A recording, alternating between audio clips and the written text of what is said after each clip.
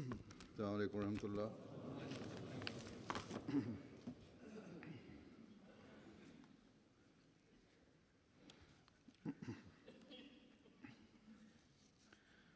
أشهد أن لا إله إلا الله وحده لا شريك له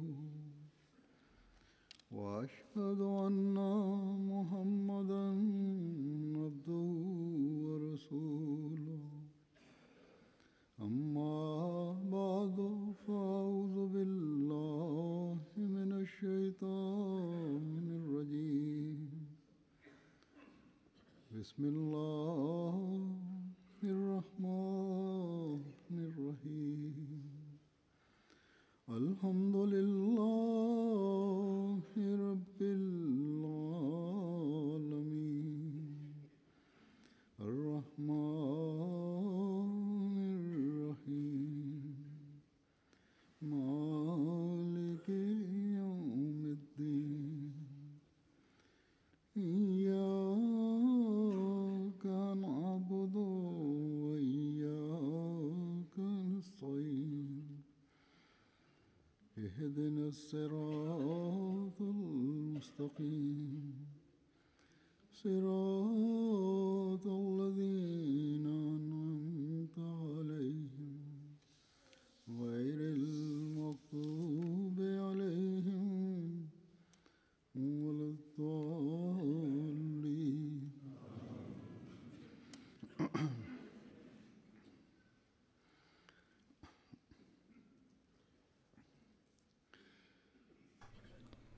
Il y a une phrase au sein de la Jamaat Ahmadiyya, une phrase qui est connue par tous les membres de la communauté, qu'ils soient hommes ou femmes, grands ou petits, à savoir que je vais préférer la foi à ce bas monde. On connaît cette formule parce que le Messie premier l'Islam a attiré notre attention à ce propos et il a souligné l'importance de cela. Et les orateurs au sein de la communauté, les califes au sein de la communauté, dans leurs discours, eh bien, ils font référence à cette formule, à cette phrase. Cette phrase est aussi le résumé du serment d'allégeance, à savoir que je vais préférer la foi à ce bas monde. Les différentes organisations auxiliaires au sein de la communauté ont un serment et cette phrase ou cette formule est le résumé de leur serment, à savoir que je vais préférer la foi aux choses de ce monde. Et cette phrase est aussi reprise dans les conditions de la Bayra. C'est une phrase que nous répétons. En tout cas,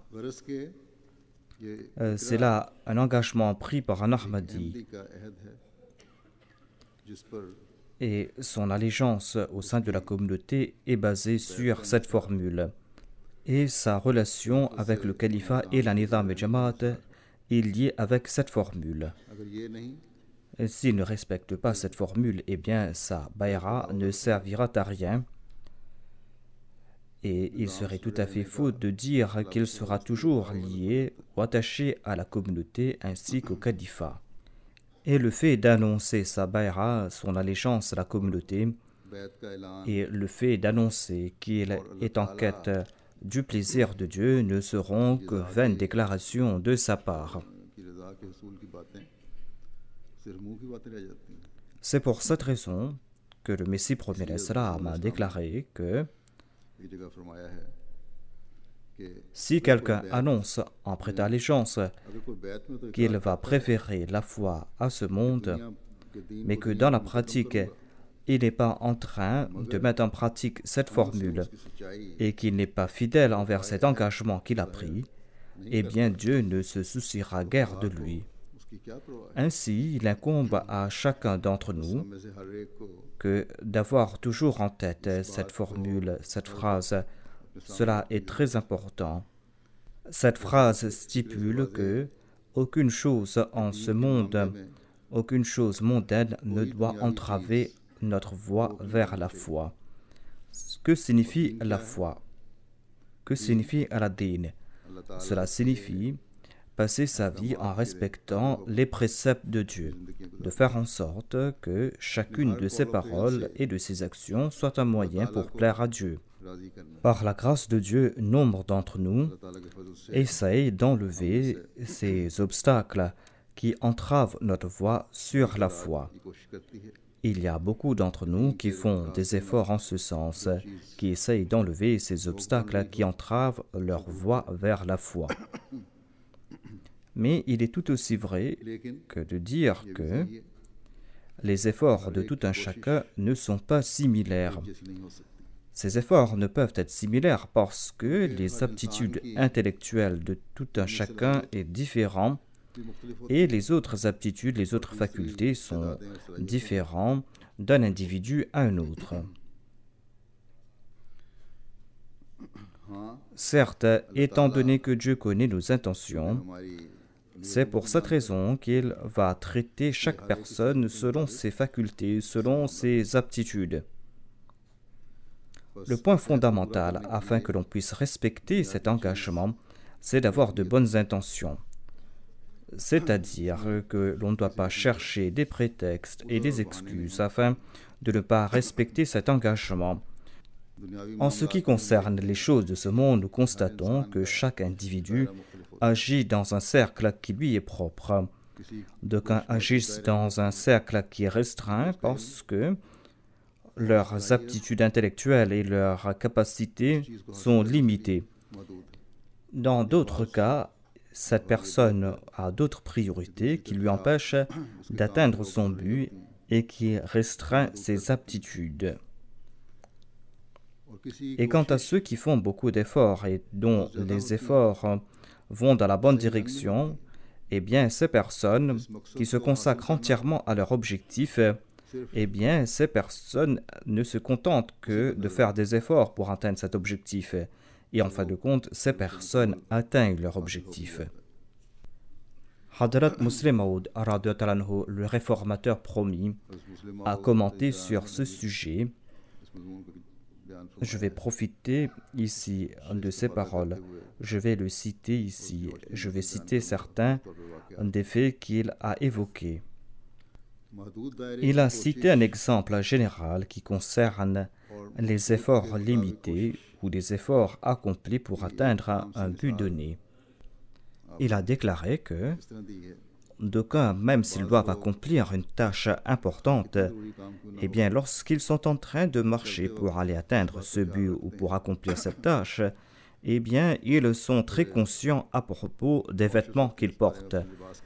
Ils ont peur, attention, qu'il y ait des plis ou des défauts dans leur pantalon. Attention qu'il y ait de faux plis dans leur manteau ou que leurs vêtements soient chiffonnés. Même s'ils doivent partir quelque part et qu'ils sont pressés, ils vont à tout instant vérifier leurs vêtements. Et c'est pour cette raison qu'ils n'arrivent pas à fournir l'effort nécessaire pour arriver à l'heure. Cela ne concernait pas que le passé à l'époque du deuxième calife. Aujourd'hui aussi, nous trouvons pareil exemple, surtout dans la société asiatique. Voilà comment se comportent les hommes et les femmes. Des fois, ils sont trop conscients de l'état de leurs vêtements.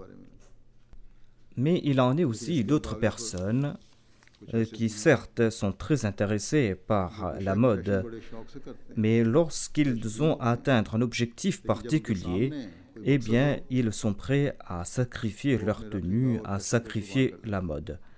Si pour atteindre un objectif, ils doivent sacrifier leur tenue, et s'ils doivent courir même, eh bien, ils sont prêts à courir pour atteindre cet objectif. Si pour atteindre cet objectif, ils doivent s'asseoir quelque part, eh bien, ils sont prêts à s'asseoir là où c'est nécessaire à s'asseoir. Et ils sont prêts à marcher dans la boue, dans la poussière pour cela. Pourquoi cela? Tout simplement parce que ils ont un autre objectif. Ils ne se soucient que de leur but, que de leur objectif. C'est pour cette raison qu'ils ne se soucient d'autre chose. Même s'ils portent un beau manteau, même s'ils portent un vêtement blanc, eh bien tout cela n'entrave pas leur voie vers leur objectif. Hadrat Muslim Maud, le deuxième calife de la communauté Ahmadiyya et le réformateur promis, nous a cité un autre exemple tiré de l'histoire de l'Angleterre d'une personne qui a sacrifié une chose matérielle pour atteindre un but. C'est un récit qui date de l'époque de la première reine Élisabeth la première, qui a vécu en l'an 1558. Elle fut intronisée en l'an 1558 et elle a été reine d'Angleterre pendant 45 ans. C'était une reine très connue. Ce fut au cours de son règne que l'Angleterre a jeté les bases de sa grandeur et de sa puissance.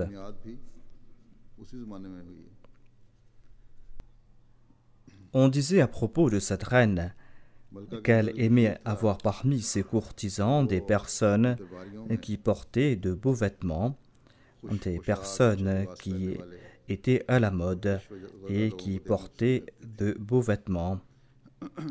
Ceux qui ne portaient pas des vêtements haut de gamme, des vêtements onéreux, ne pouvaient pas se présenter dans sa cour. C'est pour cette raison qu'on disait qu'il y avait toujours autour d'elle des jeunes hommes qui portaient de beaux vêtements, des jeunes hommes qui étaient toujours à la mode. Un jour, alors qu'elle était en train de marcher avec certains de ses courtisans, elle est tombée face à une mare de boue. Aujourd'hui, il y a partout des routes battues, des routes goudronnées. À l'époque, il n'y avait que des ruelles en terre battue. Mais en tout cas, elle était face à une mare de boue. Et elle avait en sa compagnie le commandant en chef de la marine de l'Angleterre, qui était une personne très fidèle envers la reine, qui était très proche de la reine. C'était une personne qui portait de beaux vêtements, c'était un jeune homme. Ce jour-là, quand la reine était face à cette mare de boue, eh bien, ce commandant de la marine portait un manteau qui coûtait très cher, un manteau qu'il ne portait qu'en des occasions solennelles. En voyant la boue, elle a enlevé son manteau et elle a posé son manteau sur la boue. La reine, en voyant tout cela, était fort étonnée. Elle s'est demandé pourquoi il avait placé son manteau très cher dans la boue. Elle lui a demandé « Pourquoi avez-vous fait cela ?»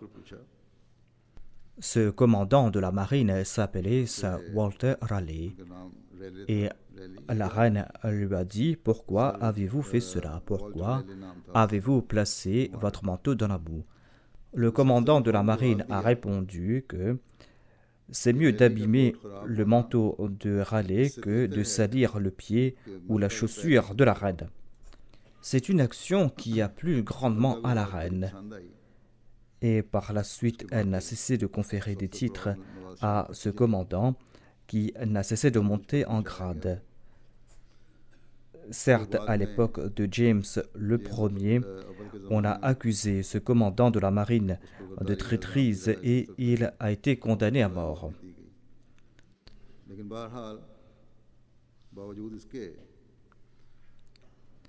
Ainsi, il a été accusé de trahison et condamné à mort en dépit du fait qu'il a beaucoup fait pour son pays, même au cours du règne de ce roi, et il avait lancé de grandes campagnes. En dépit de cela, il a été condamné à mort. En tout cas, cet exemple nous enseigne que ce commandant de la marine, qui s'appelait Raleigh, était prêt à sacrifier son élégance et ses beaux vêtements lorsqu'il était question de la reine.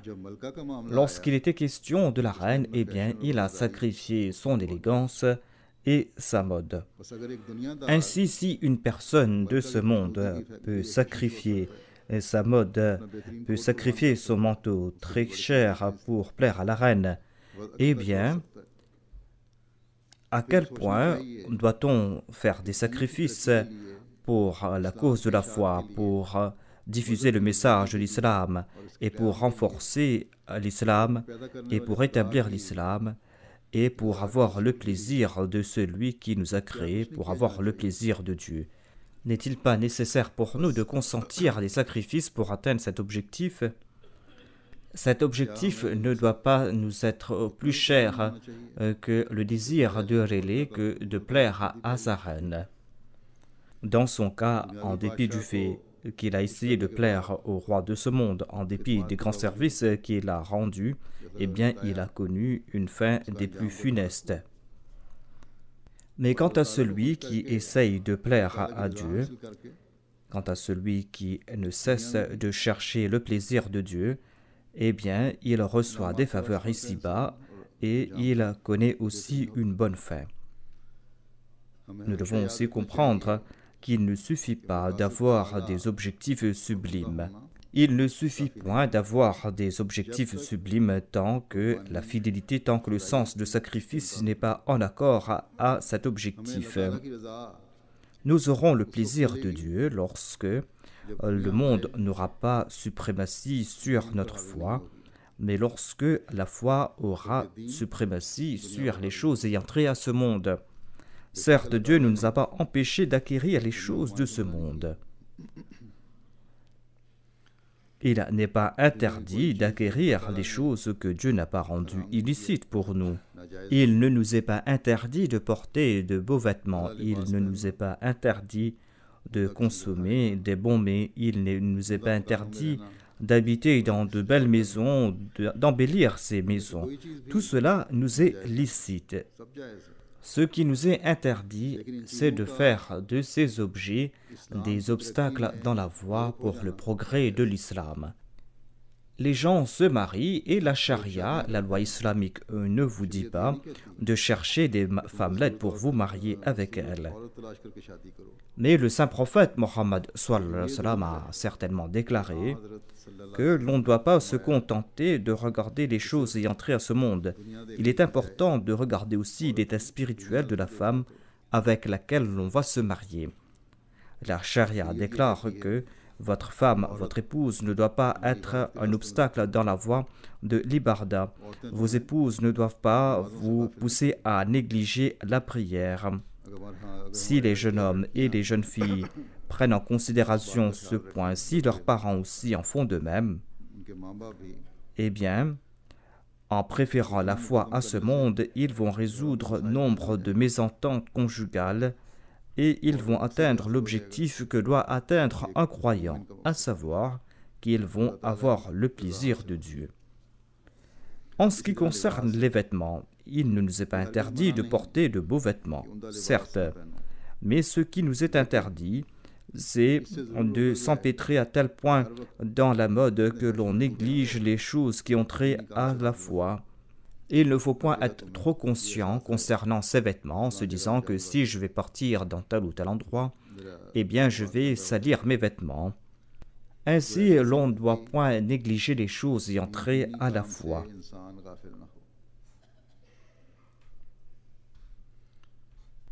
Et d'aucuns, en portant de beaux vêtements, au lieu de se soucier de la prière de la Salat, ils se soucient de leurs vêtements.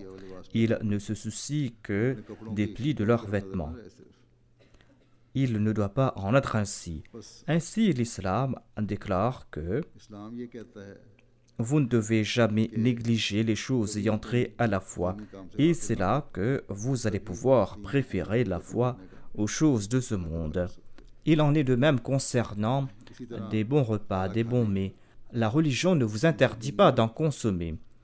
Mais cela ne doit point vous détourner des choses ayant trait à la foi. Cela ne doit point être des obstacles dans votre voie vers la foi. Ce sont là autant de points que nous devrons prendre en considération. À savoir, si quelque chose est un obstacle dans la voie vers la foi, eh bien, nous devons nous en débarrasser.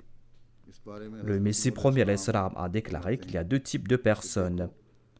Il y a ceux qui, en acceptant l'islam, s'empêtrent dans les commerces de ce monde, s'empêtrent entièrement dans les business de ce monde, et c'est Satan qui leur monte à la tête. Ces personnes se consacrent entièrement à ce monde. Le Messie premier déclare que je ne vous dis pas que le commerce est interdit. Les compagnons du saint prophète Mohammed lui faisaient du commerce, mais ils préféraient la foi à ce monde. ils ont accepté l'islam उन्होंने इस्लाम कबूल et किया ils ont acquis इस्लाम के cette vraie connaissance qui avait trait à l'islam, cette connaissance qui a empli leur cœur de certitude. गुरेज कर दे C'est pour cette raison qu'ils n'ont jamais chancelé face aux assauts de Satan. में शैतान के हमले से डगमगाए नहीं Aucune chose ne les a empêchés d'exprimer la vérité. हार से नहीं रोक सकते Mais quant à ceux qui sont asservis à ce monde, quant à ceux qui sont en train d'adorer ce monde, के परिस्तार हो eh bien, ces personnes se trouvent entièrement sous le joug de Satan. Ils ont été asservis par Satan. Il y a d'autres personnes qui ne se soucient que du progrès de la foi. Voilà ceux qui sont qualifiés de Hizbullah, de la partie d'Allah. Et ces personnes remportent la victoire sur Satan et sur ses armées. और जैसा कि J'ai cité quelques écrits du Messie premier salam au tout début. पास में पेश किया Il a déclaré que, en préférant la foi à ce monde, c'est là que l'on va pouvoir atteindre l'objectif de la Baïra. Et pour cela, tout en accomplissant ses devoirs ici en ce monde, tout en accomplissant ses tâches mondaines, il faut aussi acquérir cette connaissance et entrer à la foi, et il faut aussi appliquer cette connaissance dans sa vie pratique. Sans acquérir cette connaissance qui a trait à la foi, l'on ne va pas comprendre c'est quoi la foi. कि दीन है क्या Cette foi que je dois préférer à ce monde. दुनिया पर मुकदम करना है La prière, la salat, नमाज est un pilier fondamental de l'islam, mais il y a nombre de musulmans, je pense que 80% des musulmans 80% n'accomplissent pas la prière, ne prient pas, et même s'il y a certains qui sont en train de prier, eh bien, ils considèrent la prière comme une tâche répugnante qu'ils doivent accomplir à la va-vite. C'est pour cette raison que Hadrat Muslim Maud a déclaré qu'il y a des personnes importantes qui sont négligentes concernant la prière. Il y a les nababs, des personnes riches qui considèrent la prière comme quelque chose de répugnante, tout comme un musulman ordinaire considère la consommation de la chair de porc comme quelque chose de répugnant. Et la situation est la même aujourd'hui. Comme je l'ai dit, la plupart des gens riches, la plupart des gens qui sont dans l'aisance sont négligentes concernant la prière. भी नमाजों से गाफिल हो जाते हैं Et même s'ils accomplissent la prière, ces gens-là, पढ़ भी लें eh bien, ils ne passent pas par l'état dans lequel on doit être au cours de la salat. नमाजें पढ़ने वाले तो Celui qui accomplit la prière, celui qui accomplit la salat, protège les valeurs humaines. अल्लाह ताला तो Allah déclare que vos prières, vos salats doivent apporter en vos personnes des changements purs. Aujourd'hui, l'on peut dire que, par exemple, au Pakistan, il y a nombre de personnes qui vont prier dans les mosquées non-Ahmadis. Ces mosquées non-Ahmadis sont emplies de fidèles. Mais même si ces mosquées sont emplies de fidèles, ces personnes ont-elles apporté en elles des révolutions? Ces mollahs et ces prédicateurs derrière lesquels ils prient जो नमाजें पढ़ते हैं ne leur enseignent que la haine et rien de plus. दर्श देने के C'est pour cette raison que les feux de la haine ne cessent de s'enflammer en dépit du fait que le nombre de fidèles est en train d'augmenter dans ces mosquées. बावजूद नफरतों की आगें मजीद भड़क रही हैं Ils sont en train de nous persécuter, cela on le sait déjà, mais ils ne cessent pas de perpétrer des exactions les uns à l'encontre des autres, et ces exactions ne sont pas des moindres. इसलिए La situation est ainsi tout simplement parce que ces personnes मुकदम करने के n'accomplissent pas ces ibardas pour préférer la foi à ce monde, mais pour acquérir des choses de ce monde. एक आला मकसद के लिए मस्जिद में जाते हैं Apparemment, ces personnes partent à la mosquée pour des objectifs sublimes, इसके पीछे mais en leur fort intérieur, ils ont pour intention des objectifs des plus infâmes. आला मकसद के हसूल के लिए Ainsi, pour atteindre des objectifs sublimes, il faut avoir des pensées sublimes. के लिए नहीं Et l'on ne doit pas consentir à des sacrifices pour des avantages personnels, mais afin d'avoir le plaisir de Dieu. अगर आला मकसद Ainsi, si l'on n'est pas en train de venir à la mosquée pour atteindre des objectifs sublimes, Si l'on ne vise pas à s'acquitter de ses devoirs envers Dieu, tout en s'acquittant de ses devoirs envers les hommes, si l'on n'a pas pour objectif le fait de diffuser le message de l'islam et d'établir l'islam, eh bien la présence à la mosquée ne servira à rien. Et face à la situation déplorable des musulmans, nous les Ahmadis, nous devrons être davantage vigilants à ce propos. Nous qui avons fait ce serment de préférer la foi à ce monde, nous devons comprendre l'objectif de ce serment. Et tout en nous acquittant de nos devoirs envers Dieu, nous devons aussi nous acquitter de nos obligations envers les hommes, et nous devons aussi faire des efforts pour diffuser le message de l'islam et pour rétablir l'islam. Si nous accomplissons toutes ces tâches, eh bien, nous pourrons, autant que nous le désirons, profiter des faveurs de ce monde. Tout cela nous sera licite. On nous a confié cette responsabilité que de présenter le beau message de l'islam aux autres. Nous allons devoir assumer cette responsabilité. Nous avons pour responsabilité de traduire et de publier le Saint-Coran en différentes langues. Nous allons devoir assumer nos responsabilités à ce propos. Nous allons devoir bâtir partout des mosquées afin qu'il y ait partout de véritables adorateurs de Dieu, afin que nous soyons parmi les véritables adorateurs de Dieu. Et pour accomplir cette tâche, nous allons devoir faire des plans dans tous les pays du monde. Nous allons devoir être de grands exemples quant au respect des valeurs humaines.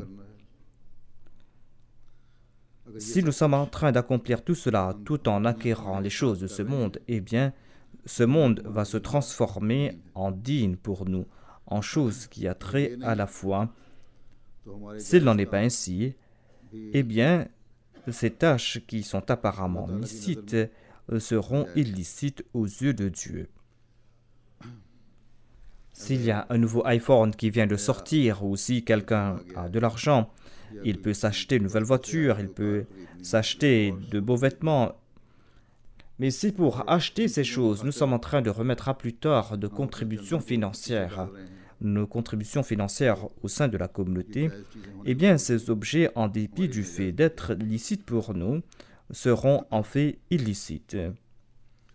Si, par exemple, quelque part, on est en train de faire des levées de fonds pour bâtir une mosquée alors que nous avons d'autres préférences qui ont trait à ce monde, eh bien, en dépit du fait que ces préférences peuvent être licites en des situations ordinaires, mais en pareille situation, cela deviendrait illicite pour nous.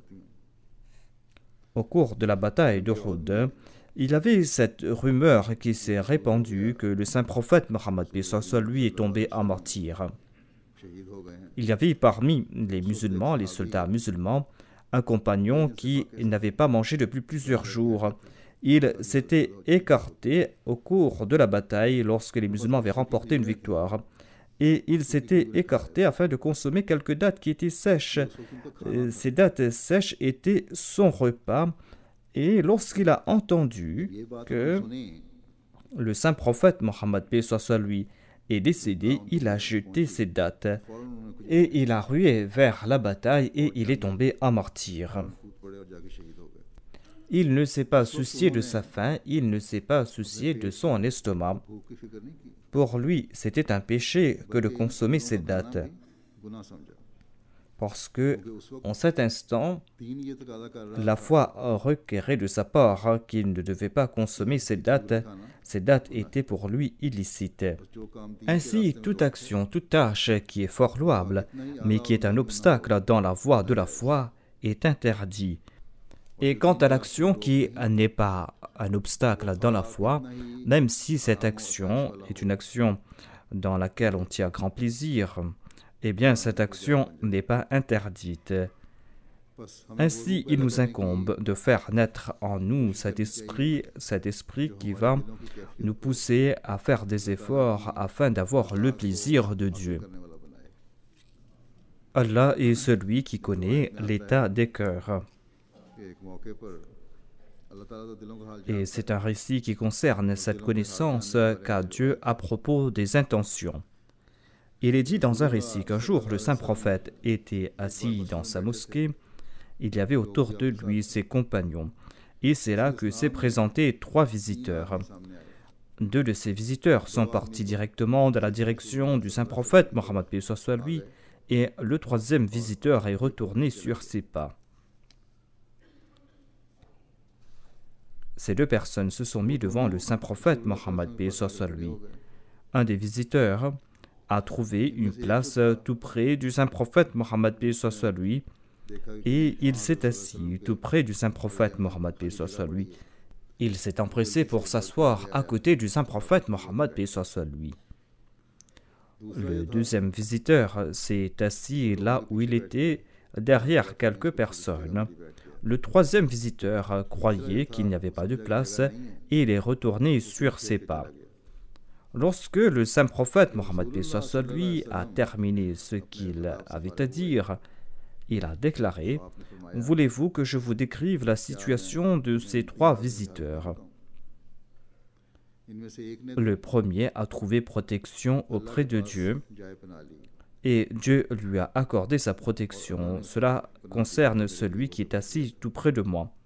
Le 2e visiteur, quant à lui, était embarrassé, il ressentait de la gêne et Dieu a ressenti les mêmes sentiments à son égard. Il s'est assis derrière les gens et Dieu lui a pardonné ses péchés. Il a fait preuve de pudeur et Dieu lui a pardonné en faisant preuve de pudeur à son égard. Et quant au 3e visiteur, il est retourné sur ses pas et Dieu s'est détourné de lui. L'arrivée de ces 3 personnes, de ces 3 visiteurs qui sont venus, et le fait que 2 se soient assis et que le 3e soit parti est quelque chose d'ordinaire. Apparemment, c'est un incident ordinaire. Et le 3e visiteur s'est dit que je ne pourrais pas entendre la voix du saint prophète, c'est pour cette raison qu'il est parti. Mais étant donné que l'action de ces 3 personnes concernait leur intention, étant donné que ces sentiments sont sortis dans leur cœur, étant donné que c'était là l'expression de leurs sentiments, étant donné aussi que Dieu regarde l'état des cœurs, eh bien, il récompense les gens selon leurs intentions. C'est pour cette raison qu'il est important de comprendre que l'on sera récompensé, l'on sera rétribué selon les intentions que l'on a. Ainsi, Dieu a traité ces 3 visiteurs selon leurs intentions. Dieu a regardé les intentions, les sentiments de ces 3 visiteurs. Il a su qui était celui qui voulait aller de l'avant concernant les choses de la foi et qui est celui qui a fait preuve de négligence. Et il a récompensé les 2 premiers visiteurs selon leurs intentions. Mais le 3e, quant à lui, il a été privé de ses faveurs. Au contraire, il a attiré la colère de Dieu. Ainsi, le croyant doit examiner jusqu'à quel point il a fait des sacrifices pour atteindre son objectif, l'objectif qu'il a devant lui. S'il a consenti à ces sacrifices qu'on attendait de lui, ces sacrifices qui étaient nécessaires, eh bien, il va mériter le soutien de Dieu, ainsi que la récompense qui viendra de la part de Dieu. Ainsi, les sacrifices sont soit à la mesure de ses aptitudes ou à la mesure de la nécessité de l'heure. Il n'est pas nécessaire que les sacrifices soient toujours à la mesure de ses aptitudes. Des fois, on doit consentir à des sacrifices selon la situation, selon les nécessités. Si par exemple, il y a un voyageur qui passe à côté de quelques personnes et que ce voyageur a besoin de 100 €, et si ces personnes qui étaient assises là ont pu donner à ce voyageur ce dont il avait besoin, qu'ils ont pu lui donner selon ce qu'ils avaient, mais qu'il manquait 10 € pour compléter le chiffre de 100, et qu'une autre personne passe par là, une personne qui est riche et qui peut à lui seul lui donner 100 €, eh bien, étant donné que cette personne n'a besoin que de 10 € pour compléter le chiffre de 100 en cet instant, eh bien, cette personne riche lui a donné ces 10 € dont il avait besoin. Donc, le sacrifice est en accord aux besoins, en dépit du fait que cette personne pouvait lui donner davantage. Dans son cas, son sacrifice est à la mesure de la nécessité du moment. Et cette personne riche a consenti à ce sacrifice avec de bonnes intentions et il a été récompensé pour cela. Si dans un autre cas, il y a des levées de fonds et qu'il y a des personnes qui sont en train de contribuer des centaines et des milliers et qu'un pauvre ne contribue que quelques sous, quelques euros, selon ses aptitudes, Allah, qui connaît l'état des cœurs, va le récompenser selon ses intentions et une telle personne va atteindre son objectif. Celui qui est riche a aussi atteint son objectif car il a contribué, il a aidé celui qui est pauvre selon la situation, selon la nécessité de celui qui était dans le besoin. Et celui qui est pauvre a aussi atteint son objectif parce que il a contribué selon ses aptitudes, selon ses moyens pour avoir le plaisir de Dieu. Et c'est pour cette raison que dans un hadith, il est dit que le saint prophète avait dit une fois qu'un dirham a dépassé des centaines de milliers de dirhams. Tout simplement parce qu'une personne qui ne possédait que 2 dirhams a contribué 1 dirham, mais quant à celui qui possédait des centaines de milliers de dirhams, n'a contribué que quelques milliers. Ainsi, l'on doit tout le temps se souvenir du fait que notre objectif premier, c'est d'avoir le plaisir de Dieu. Et ceux qui ont consenti à ces sacrifices dans ces 2 cas avaient pour objectif le plaisir de Dieu. La tâche première du croyant, c'est de faire de son mieux afin d'avoir le plaisir de Dieu. Et pour cela, il va devoir examiner l'état de son cœur. Il faut que ses intentions soient en accord au plaisir de Dieu. Son objectif, c'est d'avoir le plaisir de Dieu et c'est en cela qu'il aura du succès. C'est grâce à cela qu'il aura le salut. Si ses intentions sont en accord au décret de Dieu, c'est là qu'il aura le plaisir de Dieu. C'est là qu'il aura le salut. Voilà ce que signifie préférer la foi à ce monde. Nous avons de lourdes responsabilités, comme je l'ai dit. Et de toute manière, nous promettons de sacrifier notre vie, nos biens, notre temps, notre honneur. Nous faisons des serments en ce sens et il nous incombe tout le temps de réfléchir à ce propos et de réfléchir comment nous pourrons accomplir ce but, comment nous allons pouvoir respecter cet engagement et comment préférer la foi à ce monde et comment user de nos aptitudes afin d'atteindre cet objectif. Aujourd'hui, il y aura l'Ijtima de l'Ansarullah du Royaume-Uni, il y aura aussi la Shura. Au cours de ces jours, on doit s'examiner, on doit voir jusqu'à quel point avons-nous pu atteindre cet objectif que de préférer la foi à ce monde. Lorsqu'on atteint l'âge de l'Ansarullah, eh bien, on doit être des exemples pour les autres. Dieu n'a pas besoin de nous, il n'a besoin de rien de notre part. C'est là une faveur qu'il nous a accordée, ce sont des dons qu'il nous a accordés. Et c'est lui qui déclare que si vous préférez la foi à ce monde, si vous essayez d'avoir mon plaisir, eh bien, je vais vous récompenser. J'ai cité les exemples de ceux qui sacrifient leurs biens, mais sachez que Dieu n'a pas besoin d'argent. Dieu n'a besoin de personne d'entre nous, Dieu n'a besoin de rien. Toutes ces ressources, tous ces trésors, toutes ces terres, cet or, cet argent, c'est lui qui a créé tout cela.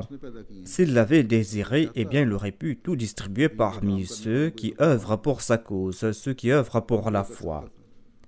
Mais en nous informant à propos de notre objectif, il nous encourage aussi à consentir à des sacrifices, afin que nous puissions être de ceux qui méritent son plaisir.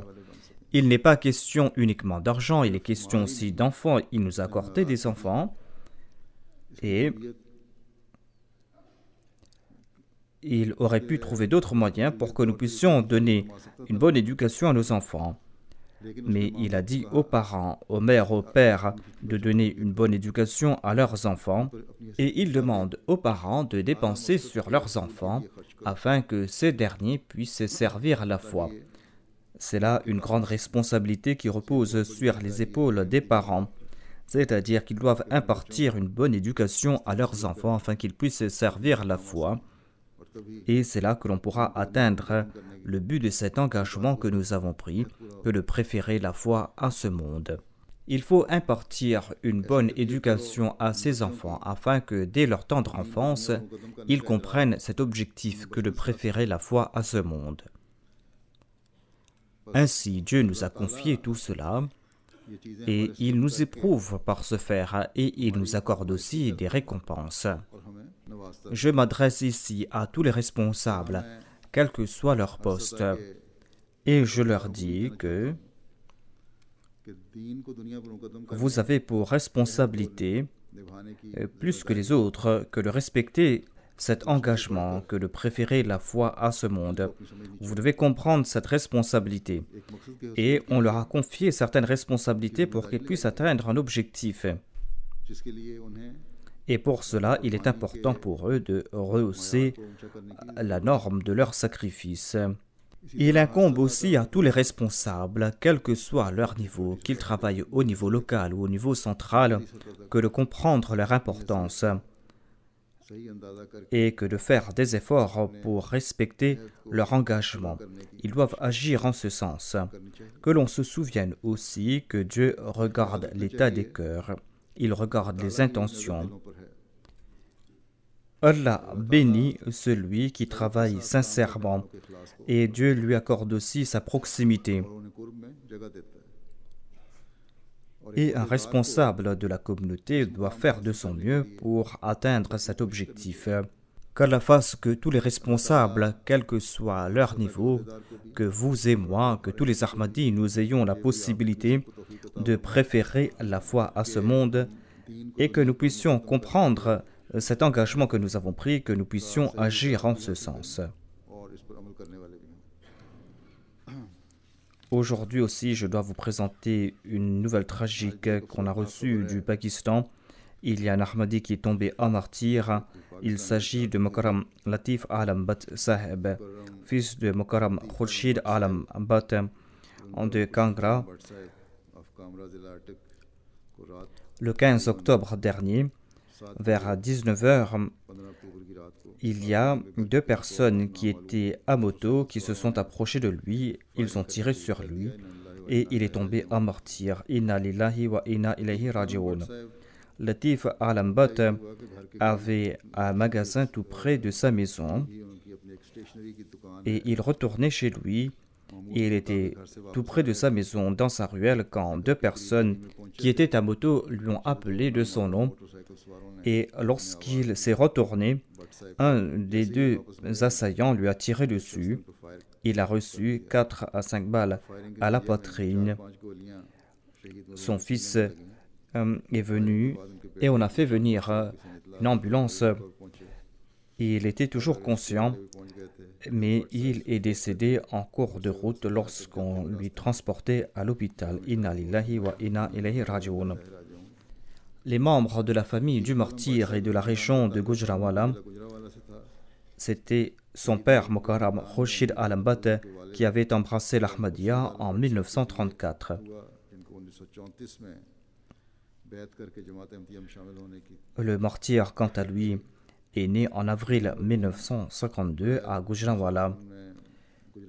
Après ses études, il a travaillé au sein de l'armée de l'air et il travaillait comme technicien dans l'armée de l'air. Il a pris sa retraite en 1991. Son fils aîné aussi travaille dans l'armée de l'air. Après avoir pris la retraite, il a lancé une librairie qui vendait des livres de loi. Il vendait ses livres à des avocats et il était très connu. Et il y avait des non-Ahmadis aussi qui appréciaient ses services. Le martyr occupait le poste de Nazim Ishat Ansarullah lorsqu'il est décédé. Et il a aussi été secrétaire Ziafat Khodamul Ahmadiyya et Nazim Sehat Jismani. La maison du martyr a été utilisée pour une longue période comme centre de prière. Et on utilisait aussi sa maison pour d'autres rencontres de la communauté. Le martyr était toujours prêt à servir à la communauté et il accomplissait toute tâche qu'on lui confiait de gaieté de cœur. Jamais il ne refusait de faire quelque chose. Il était imbu d'un grand sens d'hospitalité. Il avait une grande affection pour le califat. Il était imbu d'un grand sens de l'obéissance. Il accomplissait les 5 prières quotidiennes régulièrement et 2 heures avant la prière de Juma, il partait déjà à la mosquée. Il était très brave. En 2007-2008, il y avait certains inconnus qui ont tenté de s'attaquer à lui. Le pistolet d'un de ses assaillants s'est enrayé et il avait pu attraper un de ses assaillants. Il y a eu une bagarre et ses assaillants ont pu prendre la fuite. Le martyr avait une grande personnalité. Il s'est soucié de l'éducation de ses enfants. Il avait 62 ans lorsqu'il est tombé en martyr. Il avait rempli le formulaire d'Al-Wasiya. Son wasiya n'a pas encore été accepté, mais en tout cas, le département concerné doit faire accepter son wasiya. En tout cas, moi, j'accepte son wasiya et la Majlis Karpardaz doit le traiter quand même aussi. L'amir de la province a déclaré que le martyr avait un très grand sens de l'obéissance à l'égard des responsables de la communauté et il participait dans tous les programmes de la communauté. Il ne s'est jamais absenté pour quelque programme de la communauté. Il a laissé derrière lui son épouse et une fille qui s'appelle Aram Wasim et il a laissé aussi 4 fils derrière lui.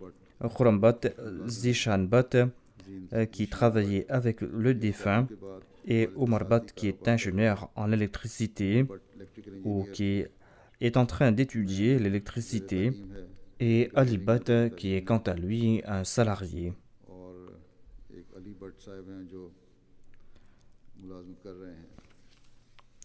Il y a Mahmoud Mujib Asghar Saheb, qui était l'amir de la province. Il a dit que le défunt, après avoir pris sa retraite, s'est établi là-bas en permanence, dans cette région. Il s'est établi là-bas afin de pouvoir établir une communauté là-bas. Parce que la plupart de ceux qui travaillaient dans l'armée de l'air étaient transférés ailleurs. C'est pour cette raison qu'il avait bâti là-bas un centre. Parce qu'il n'y avait pas de Jamaat là-bas. Il voulait établir une communauté là-bas. Qu'Allah fasse que son intention puisse porter des fruits et que des centaines de milliers d'Ahmadis acceptent l'Ahmadiyya dans la région suite à ce martyr, que l'on puisse établir la Jamaat là-bas.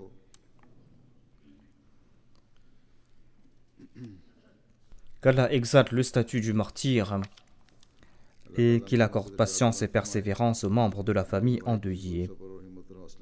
Priez aussi pour tous les Ahmadis du Pakistan, qu'Allah leur accorde sa protection à tous ces Ahmadis. L'hostilité et l'animosité de l'ennemi ne cessent de prendre de l'ampleur. Qu'Allah crée les moyens pour qu'il y ait la paix pour nous au Pakistan au plus vite.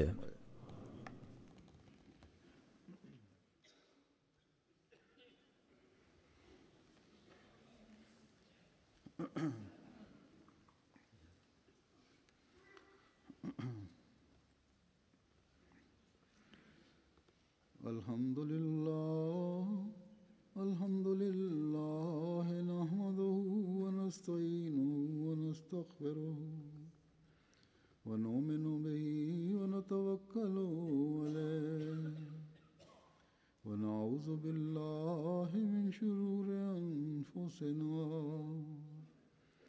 wa min sayyiati a'malina. من يهده الله فلا مضل له ومن يضلل فلا هادي له ونشهد أن لا إله إلا الله ونشهد أن محمدا عبده ورسوله. عباد الله رحمكم الله إن الله يأمر بالعدل والإحسان وإيتاء ذي القربى وينهى عن الفحشاء